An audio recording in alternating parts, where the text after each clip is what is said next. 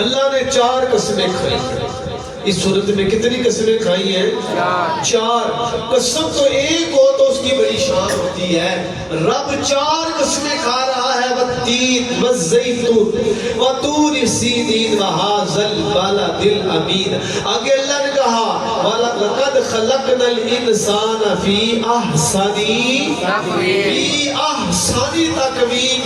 اللہ کا قرآن کہتا ہے کہ ہم نے انسان کو خوبصورت بنایا۔ ہم نے انسان کو کیا بنایا ہے؟ جو خوبصورت ہے وہ بولے خوبصورت بنایا ہے۔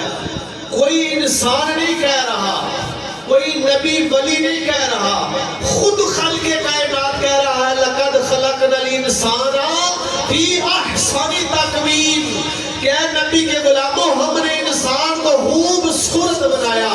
یا اللہ خوبصورتی کی کیا وجہ ہے؟ تیری تو ساری مخلوق خوبصورت ہے، تو رب ہے۔ اللہ فرماتا ہے کبھی تم نے ہماری شان کے اوپر غور نہیں کیا؟ ہم کہتے ہیں کن آسمان بن جاتا ہے، ہم کہتے ہیں کن زمین بن جاتی ہے، ہم کہتے ہیں کن دوزخ بن جاتا ہے، ہم کہتے ہیں کن جنت بن جاتی ہے، ہم کہتے ہیں کن فرشتے بن جاتے ہیں، ہم کہتے ہیں کن پہاڑ بن جاتے ہیں، ہم کہتے ہیں کن پہاڑوں کے درمیان سے ہم چشمے نکال دیتے ہیں، ہم کہتے ہیں کن سمندر کا پانی ٹھاٹا مارتا ہوا چلا آتا ہے، ہم کہتے ہیں کن دریا بن جاتا ہے، ہم کہتے ہیں کن سورج بن جاتا ہے، ہم کہتے ہیں کن سمان کے اوپر ستارے سج جاتے ہیں۔ اللہ فرماتا ہے ہم کن کہتے انسان بھی بن جاتا، پر نہیں، ہم نے انسان کو خوبصورت شکل عطا کی، اپنے ہاتھ سے بنایا، پھر اس کو سجایا، پھر جنت میں رکھ دیا۔ فرشتے آتے ہیں جاتے ہیں، اس کو اپنا پر لگاتے ہیں، ہاتھ لگاتے ہیں، مشورہ کرتے ہیں یہ کیا ہے؟ آواز آتی ہے اے فرشتوں مجھ سے پوچھتے ہو یہ کیا ہے؟ لَقَدْ خَلَقْنَا الْإِنسَانَ فِي أَحْسَنِ تَقْوِيمٍ۔ ہم نے انسان کو خوبصورت بنایا اور اپنی شکل میں بنایا۔ یعنی حدیث پاک کے اندر یہ آتا ہے اگر رب کسی شکل میں نظر آتا تو انسان کی شکل میں نظر آتا۔ حالانکہ رب شکل سے پاک ہے، رب جسم سے پاک ہے، لیکن اللہ نے اپنی صفات، اپنی شان انسان کو عطا کی ہے۔ دیکھیں نا، رب سنتا ہے، بولے بولے بولے رب سن، بولے نا رب، تو انسان بھی سنتا ہے۔ رب دیکھتا ہے، انسان بھی دیکھتا ہے۔ اللہ رزق دیتا ہے، انسان بھی رزق۔ اب آپ سوچیں کہ کیسے انسان کسی کو رزق دیتا ہے؟ اگر اللہ نے آپ کو مال دیا تو آپ کسی کو دے رہے ہیں، دے تو اللہ رہا ہے، لیکن وسیلہ کون بنے؟ آپ کسی کو رزق دے رہے ہیں۔ اللہ بندے کو عزت دیتا ہے، اگر آپ کسی کو عزت دیں تو یہ اللہ کی صفات میں سے ہے کہ اللہ نے انسان کو اپنے صورت میں پیدا کیا۔ کیوں؟ اللہ کو پتا تھا میرے مصطفیٰ کی صورت ایسی ہو۔ پوری کائنات میں اللہ نے انسان کو بولو نا خوب صورت بنایا ہے۔ لقد خلقنا الانسان فی احسن تقویم۔ اے انسان کو تو شان ہے، لیکن رب نے تو خوبصورت بنا دیا۔ خوبصورتی کی حفاظت کس نے کرنی؟ بولو انسان ہے۔ بیوٹی پارلر پہ جانے سے انسان خوبصورت نہیں ہوتا، اچھا لباس پانے سے انسان خوبصورت نہیں ہوتا۔ انسان کب خوبصورت ہوتا ہے؟ جب وہ اللہ کی بارگاہ میں اپنی جبین جلاتا۔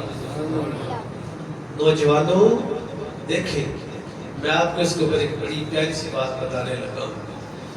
حضرت ابو جعفر منصور کا دور تھا، وہ وقت کا بادشاہ تھا۔ تو اس وقت ایک مرد عورت آپس میں بیٹھے ہوئے تھے، پیار محبت کی بات ہو رہی تھی، تو اچانک خاوند نے کیا کہا، اس کا نام تھا موسیٰ۔ موسیٰ نے اپنی بیوی کو کہا اگر تو چاند سے زیادہ خوبصورت نہ ہو تو تجھ کو طلاق۔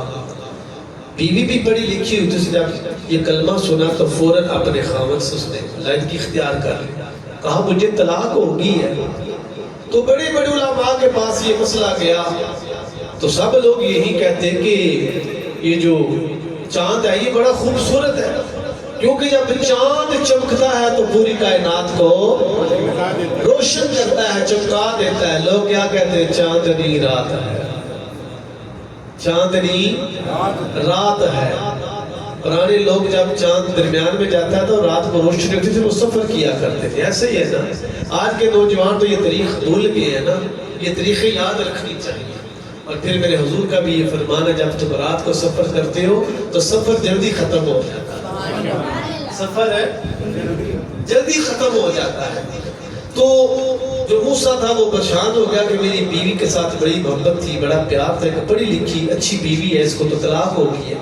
علماء کے پاس جب یہ بات جاتی تو علماء یہی کہتے اس کو طلاق ہو گئی ہے۔ قربان جاؤں، بادشاہ کے دربار میں مسئلہ چلا گیا، علماء بھی بیٹھے ہوئے تھے، کہا بادشاہ یہ مسئلہ ہے، تو علماء یہی کہتے ہیں کہ تمہاری بیوی کو طلاق ہو گئی ہے۔ قربان جاؤں، وہاں پہ حضرت امام اعظم ابو حنیفہ کے ایک شاگرد بیٹھے ہوئے تھے۔ ایک راوی نے امام اعظم ابو حنیفہ کا بھی ذکر کیا ہے، لیکن یہ حدیث نہیں ہے، یہ بات ہے۔ تو جب حضرت امام اعظم ابو حنیفہ یا ان کے شاگرد سے اس مسئلے کا ذکر کیا گیا کہ اس نے یہ کہا تھا اگر چاند سے زیادہ خوبصورت نہ ہو تو تجھ کو طلاق ہے، تو علماء یہی کہتے ہیں کہ اس کو طلاق ہوگی ہے۔ آپ کا اس کے متعلق کیا معاملہ ہے؟ آپ کا مسئلہ علم کیا کہتا ہے؟ تو انہوں نے ایک ہی جواب دیا، اس مسئلے کا جواب قرآن سے دوں یا حدیث سے؟ اس مسئلے کا جواب قرآن سے دوں یا حدیث سے دوں؟ تو تمام علماء حیران اور پریشان ہو کے کہنے لگے آپ اتنے پڑھے لکھے ہیں تو اس کا جواب آپ قرآن سے دیں۔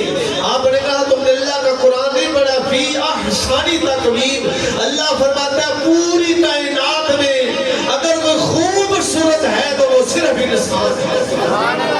ہم نے پوری کائنات میں انسان کو خوبصورت پیدا کیا ہے، لیکن اے انسان آج تو نے اپنی خوبصورتی ختم کر دی، تو نے اپنی خوبصورتی کے اوپر داغ لگا دیا۔ خوبصورتی کیسی ہونی چاہیے؟ جب کوئی بندہ تیرا چہرہ دیکھے تیرے چہرے کے اوپر روشنی ہونی چاہیے، تیرے چہرے کے اوپر حسن ہونا چاہیے۔ یہ حسن، یہ روشنی، یہ خوبصورتی بیوٹی پارلر میں جانے سے نہیں آتی، اچھا میک اپ کرنے سے نہیں آتی، اچھا لباس پہننے سے نہیں آتی۔ آؤ امام الانبیاء کے غلاموں، میرے مصطفیٰ کی ایک حدیث پاک سنو اور اپنے ایمان کو تازہ کرو۔ آج لوگ پریشان ہیں کہ چہرے کے اوپر دانے بن گئے ہیں، چہرے کے اوپر کالے نشانات بن گئے ہیں۔ میرے کریم آقا نے فرمایا اگر چہرے کے اوپر روشنی لانا چاہتے ہو، چہرے کو خوبصورت بنانا چاہتے ہو تو مصطفیٰ فرماتے ہیں ہر وقت وضو میں رہا کرو، اور اگر اللہ طاقت عطا فرمائے تو تہجد کی نماز ادا کر لیا کرو۔ یہ انسان کے پاس خوبصورتی ہے، ایسے بندے کے پاس خوبصورتی ہونی چاہیے۔ میں آخری بات کرنے لگا ہوں 2 منٹ۔ حضرت خواجہ حبیب اجمی رحمۃ اللہ تعالیٰ فرماتے ہیں میرے پاس ایک تاجر آتا تھا، صف کو مکمل کرتے جائیں، میرے پاس ایک تاجر آتا تھا، تاجر بڑا امیر ترین آدمی تھا، تو آپ اکثر اسے فرماتے نماز پڑھا کر، وہ کہتا ہے جی کل شروع کر لوں گا، مگر وہ نماز پڑھتا نہیں تھا۔ آپ فرماتے تھے توبہ کر۔ آپ فرماتے اس تاجر کی ایک بیٹی تھی، صرف ایک بیٹی تھی، وہ بھی پاؤں سے مزور تھی، تو وہ تاجر بس کہتا ہے جی کل نماز شروع کر لوں گا، کل توبہ کر لوں گا۔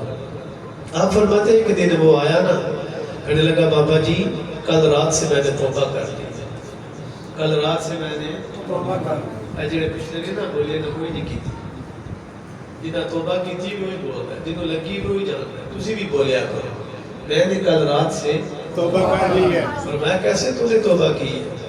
کہنے لگا کل میں بازار گیا نا، تو بغداد کے بازار سے گزر رہا تھا تو میں نے وہاں سے 10 کلو مچھلی خریدی۔ مچھلی خریدنے کے بعد میں نے سوچا کہ میرے پاس اور بھی سودا ہے تو کوئی مزدور لے لیتا ہوں جو میرے ساتھ گھر جائے اور یہ سودا چھوڑ ہے۔ پتہ آج بھی مزدور بیچارے سڑک کے کنارے بیٹھے ہوتے ہیں کہ کوئی ہمیں لے جی مزدوری کری۔ فرماتے ہیں میں نے ایک نوجوان دیکھا جس کی عمر تھی 15 سال، لیکن چہرہ بڑا خوبصورت، اللہ اکبر، چہرہ بڑا خوبصورت تھا. میرے دل میں خیال ہے چلو اس 15 سال کے نوجوان کو لے لیتا ہوں. فرماتے ہیں میں نے اس نوجوان کو کہا مزدوری کرے گا؟ کہا جی کروں گا. کیا مزدوری ہے؟ کہا میرے ساتھ سودا اٹھاؤ اور میرے گھر میں چھوڑ کر آؤ. کہا ٹھیک ہے. مزدوری طے ہوگی 3 درہم. اس نے وہ مچھلی بھی اٹھائی، سودا بھی اٹھایا. چل رہے تھے، دھوپ بہت زیادہ تھی. رستے میں 2-3 مرتبہ میں نے کہا بیٹا آپ تھک گئے، تھوڑی دیر کے لیے یہ سودا مجھے دے دو. اس نے کہا میں مزدور ہوں نا، میں نے مزدوری کرنی ہے، میں نے حلال کھانا ہے حرام ہے.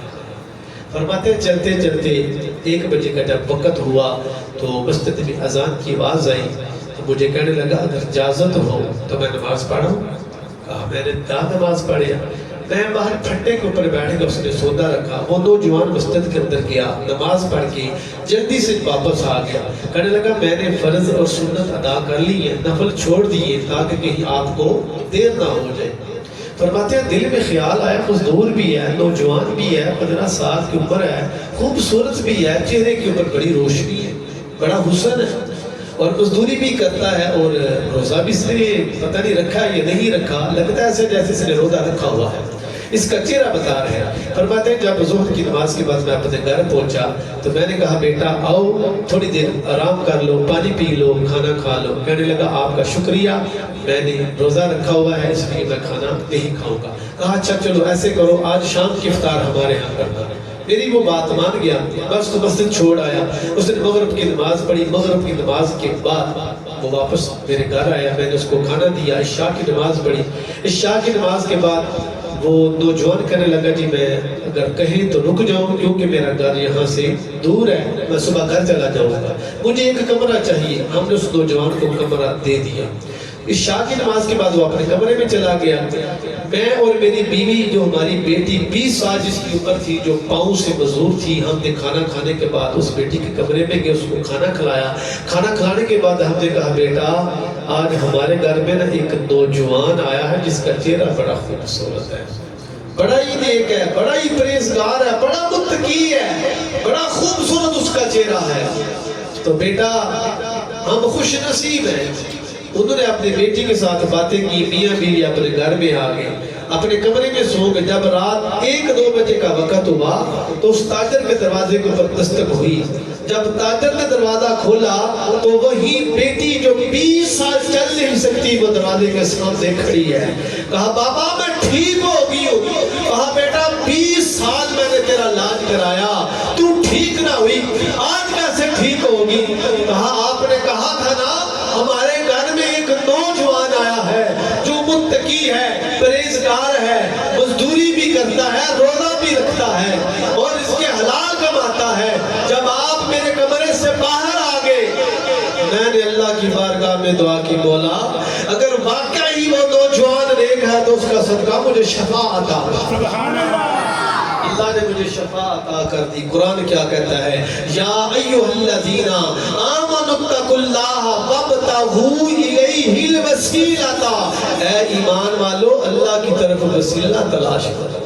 میں نے اس نوجوان کا وسیلہ اللہ کی بارگاہ میں پیش کیا، اللہ نے مجھے شفا عطا کر دی. ماں بھی اٹھی، باپ بھی اٹھا، اس نوجوان کے کمرے میں گئے، دیکھا دروازہ کھلا ہوا ہے، نوجوان کمرے میں نہیں. وہ لکھ کے دے گیا تھا ایک بچے کے اوپر، کاغذ کے اوپر، جب کسی کا راز کھل جائے تو وہاں پہ رکنا اچھی بات ہے نہیں. اس لیے اللہ نے کہا فی احسن تقویم کہ ہم نے انسان کو خوبصورت بنایا ہے. خوبصورت اسی میں ہے چاہے انسان نوجوان ہو، بزرگ ہو، بڑھاپے میں ہو، وہ اللہ کی بارگاہ میں اپنی زمین چکھا دے، وہ اللہ سے ڈر جائے، توبہ کرے، نماز پڑھے، درود پڑھے، استغفار پڑھے. پھر تمہیں پتہ چلے گا تمہارے چہرے کے اوپر روشنی آتی ہے یا کہ نہیں آتی. اللہ تبارک تعالی ہم سب کو جو میں نے والتین والزیتون وطور سینین وہذا البلد الامین لقد خلقنا الانسان فی احسن تقویم کی جو میں نے شان بیان کی ہے، اللہ تبارک تعالی ہم سب کو عمل کرنے کی توفیق عطا فرمائے.